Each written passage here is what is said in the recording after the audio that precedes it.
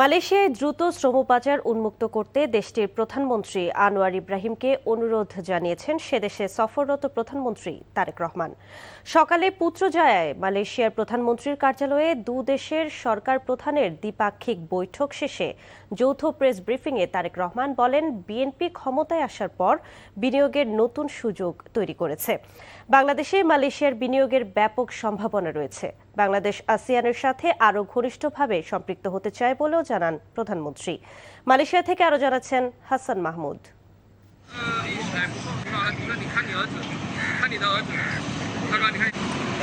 রঙিন আভায় উদ্ভাসিত প্রধানমন্ত্রী তারেক রহমানের মালয়েশিয়া সফরের দ্বিতীয় দিন। মালয়েশিয়ার প্রশাসনিক রাজধানী পুত্রজায়ায় প্রধানমন্ত্রীর কার্যালয় পেরদানা পুত্র ভবন প্রাঙ্গণে তারেক রহমান ও তার স্ত্রী ডাক্তার জুবাইদা রহমানকে অভ্যর্থনা জানান মালয়েশিয়ার প্রধানমন্ত্রী আনোয়ার ইব্রাহিম ও তার সহধর্মিণী ডক্টর ওয়ান আজিজা। লাল গালিচায় তাদেরকে সশস্ত্র বাহিনীর একটি সুসজ্জিত দল গার্ড অব অনার প্রদান করে। এ সময় মালয়েশিয়া ও বাংলাদেশের জাতীয় সঙ্গীত পরিবেশিত হয়। প্রধানমন্ত্রী Tarique Rahman guard of honour পরিদর্শন করেন। এরপর দুই দেশের প্রধানমন্ত্রীর মধ্যে একান্ত বৈঠকের পর উচ্চ পর্যায়ের প্রতিনিধি দলের বৈঠক হয়েছে, যাতে বাংলাদেশ ও মালয়েশিয়ার প্রধানমন্ত্রী নিজ নিজ দলের নেতৃত্ব দেন। বৈঠকে বাণিজ্য, বিনিয়োগ সম্প্রসারণ, জ্বালানি সহযোগিতা, কর্মী প্রেরণ, জনযোগাযোগ সহ বিভিন্ন ক্ষেত্রে দুই দেশের মধ্যে অধিকতর সহযোগিতা স্থাপনের বিষয়ে আলোচনা হয়েছে। দ্বিপক্ষীয় বৈঠকের পর যৌথ সংবাদ সম্মেলন করেন দুই প্রধানমন্ত্রী। বাংলাদেশের প্রধানমন্ত্রী তারেক রহমান বলেন, মালয়েশিয়া বাংলাদেশের একটি বিশ্বস্ত ও দীর্ঘদিনের অংশীদার। দুদেশের বন্ধুত্ব, পারস্পরিক আস্থা, অভিন্ন মূল্যবোধ এবং জনগণের মধ্যে দৃঢ় সম্পর্কের উপর প্রতিষ্ঠিত। দুদেশের সম্পর্ক শক্তিশালী করার অঙ্গীকার পুনর্ব্যক্ত করেন Tarique Rahman. Malaysia is a trusted and long-standing partner of Bangladesh. Our friendship is built on mutual trust, shared values, and strong people-to-people ties. We reaffirm our commitment to strengthen Bangladesh-Malaysia relations. যত দ্রুত সম্ভব মালয়েশিয়ায় শ্রমবাজার উন্মুক্ত করার অনুরোধ জানিয়ে প্রধানমন্ত্রী অনিয়মিত শ্রমিকদের নিয়মিতকরণ এবং আটক বাংলাদেশিদের প্রত্যাবাসনে গুরুত্ব দেন। Recruiting more Bangladeshi workers as well as to open labor market as soon as possible. I also raised issues relating to regularization of illegal workers and repatriation of the detained Bangladeshi, if possible. We agreed that recruitment should be transparent, fair, and equitable, reducing intermediaries and low cost for workers. প্রধানমন্ত্রী বলেন, তার সরকারের অগ্রাধিকার কর্মসংস্থান সৃষ্টি, বিদেশি বিনিয়োগ আকর্ষণ এবং অর্থনৈতিক প্রবৃদ্ধি ত্বরান্বিত করা। ব্যবসা বান্ধব পরিবেশ গড়ে তুলে বিনিয়োগকারীদের জন্য নতুন সুযোগ সৃষ্টি করা হয়েছে জানিয়ে প্রধানমন্ত্রী মালয়েশিয়াকে বিনিয়োগের আহ্বান জানান। Our priority is to create jobs, attract foreign investment, and escalate economic growth. We are building a business-friendly environment and creating a new opportunity for investors. I see strong potential for Malaysian investment in Bangladesh and warmly invite Malaysian businesses to explore those opportunities. Bangladesh আসিয়ানের সাথে আরও ঘনিষ্ঠভাবে সম্পৃক্ত হতে চায় জানিয়ে প্রধানমন্ত্রী ASEAN sectoral dialogue partner হতে আগ্রহের কথা জানান। Bangladesh seeks closer engagement with ASEAN and aspires to become an ASEAN sectoral dialogue partner. We are also interested in joining the regional comprehensive economic partnership. I appreciate Malaysia's support for Bangladesh's regional integration efforts. এছাড়া সংস্কৃতি বিষয়ক একটি সমঝোতা স্মারক স্বাক্ষর, সন্ত্রাস দমন বিষয়ে একটি দ্বিপাক্ষিক দলিল বিনিময় করা হয়। সাধারণ মানুষ ও অন্যান্যরা মনে করছেন এর মধ্য দিয়ে আঞ্চলিক সহযোগিতায় বাংলাদেশের পাশে থাকবে মালয়েশিয়া আর মালয়েশিয়ার পাশে থাকবে বাংলাদেশও। Hasan Mahmud, NTV news, পুত্রজায়া, Malaysia. Fascist সরকারের আমলে সংঘটিত গুম, খুন ও হত্যাকাণ্ডের বিচার দ্রুত সম্পন্ন করার দাবিতে মঙ্গলবার বিকেলে রাজধানী ঢাকায় সমাবেশের কর্মসূচি ঘোষণা করেছে জামায়াতে ইসলামের নেতৃত্বাধীন 11 দলীয় ঐক্য। সমাবেশে বক্তব্য রাখবেন সংসদে বিরোধী দলীয় নেতা ডাক্তার শফিকুর রহমান, এনসিপির আহ্বায়ক নাহিদ ইসলাম সহ 11 দলের শীর্ষ নেতারা। সকালে লিয়াজো কমিটির বৈঠক শেষে আয়োজিত সংবাদ সম্মেলনে এই কর্মসূচির ঘোষণা দেন 11 দলীয় ঐক্যের সমন্বয়ক ও জামায়াত নেতা হামিদুর রহমান আজাদ।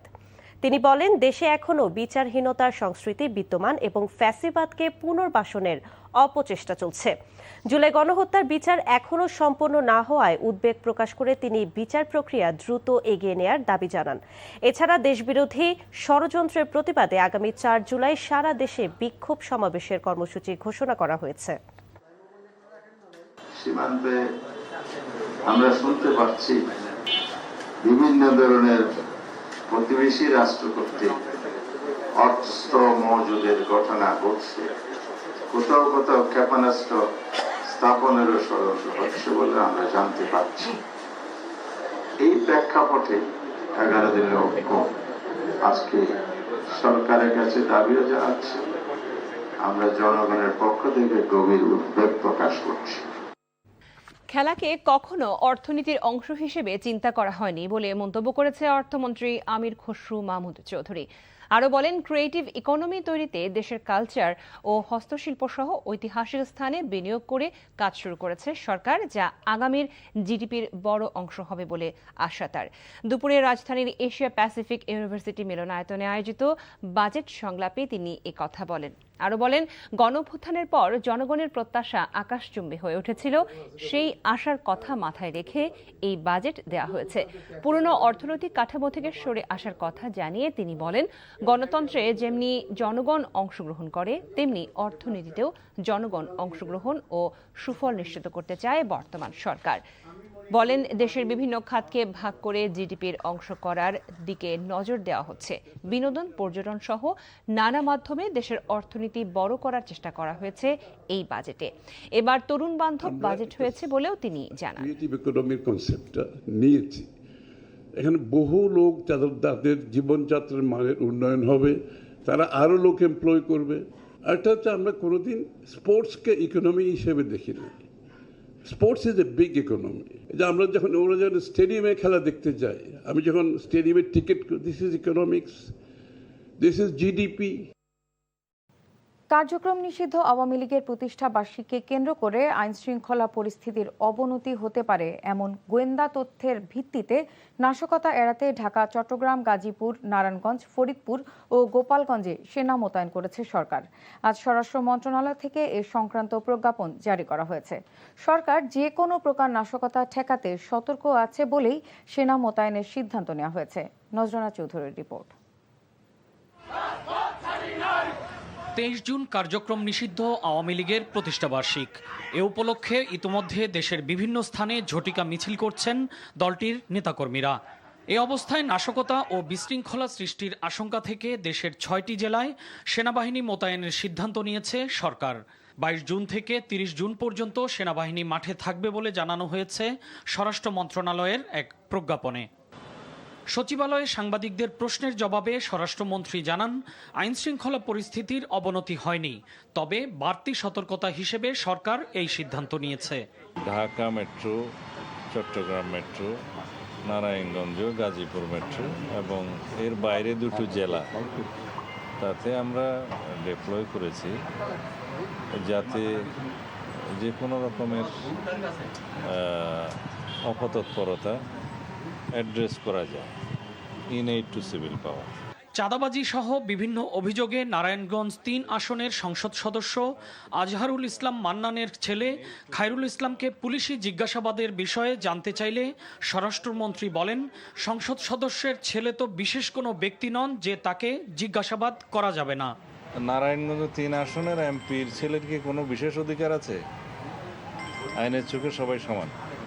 পুলিশের কাছে বিভিন্ন রকম অভিযোগ ছিল তার বিরুদ্ধে, সেগুলোর জন্য জিজ্ঞাসাবাদের জন্য তাকে তারা নিয়ে এসছে, জিজ্ঞাসাবাদ করেছে এবং প্রয়োজন মনে করেছে তার কাছ থেকে মোসলাকা নেওয়ার প্রয়োজন নিয়ে মোসলাকা নিয়ে ছেড়ে দিয়েছে। 11 দলের সমাবেশ বিষয়ে স্বরাষ্ট্রমন্ত্রীর অভিমত জানতে চাইলে তিনি বলেন, এটি তাদের গণতান্ত্রিক অধিকার, তাদের সমাবেশের জবাব বিএনপি সমাবেশ দিয়েই দেবে।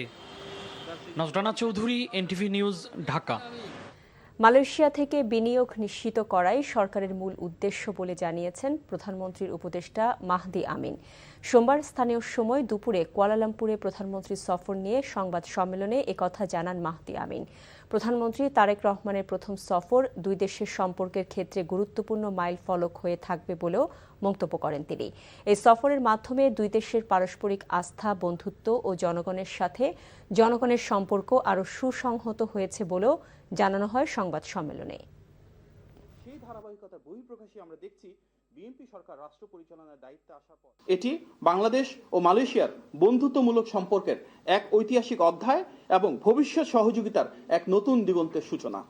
মাত্র 18 ঘন্টার অতি সংক্ষিপ্ত এই সফর অত্যন্ত ফলপ্রসূ হয়েছে এবং এখানকার যে আলোচনা, সমঝোতা ও পারস্পরিক সহযোগিতার ভিত্তিতে সিদ্ধান্ত গৃহীত হয়েছে, আমরা বিশ্বাস করি আগামী দিনে তা দুই দেশের বহুমাত্রিক যে সম্ভাবনার নতুন দ্বার রয়েছে সেটিকে উন্মোচন করতে পারবে।